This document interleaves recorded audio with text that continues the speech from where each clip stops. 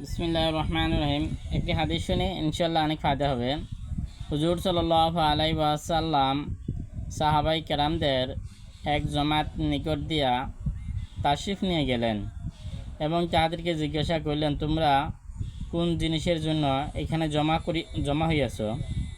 তাহারা আরজ করলেন, ইয়া রাসূলুল্লাহ, আল্লাহ তাআলা জিকির করিতেছি এবং তাহার জন্য হামদু সানা পাঠ করিতেছি যে তিনি আমাদেরকে ইসলামের দৌলত দান করিয়াছেন।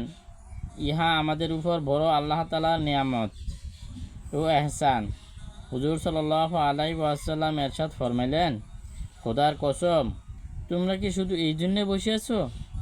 সাহাবাইগণ বলিলেন, জি হ্যাঁ, খোদার কসম, আমরা শুধু এই জন্যই বসে আছি। খারাপ ধারণা করার কারণে তোমাদেরকে কসম দেই নাই, বরং হজরত জিবরাইল আলাইহিস ওয়াসাল্লাম এইমাত্র আমার নিকট তাশরিফ নিয়ে আসিয়াছেন এবং তিনি এই খবর শুনে গিয়েছেন যে আল্লাহ তাআলা তোমাদের কারণে ফেরেশতাদের উপর গর্ব করিতেছেন।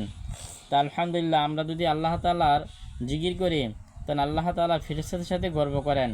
ফেরেশতারা মানুষ বানাইতে নিষেধ করছে, এখন মানুষ যখন ইবাদত করে তখন আল্লাহ বলে, দেখো ফেরেশতারা, তোমরা তো মানুষ আদম বানাইতে না করছো, দেখো তারা আমার জিকির করতে আছে, তারা আমার ইবাদত করতে আছে।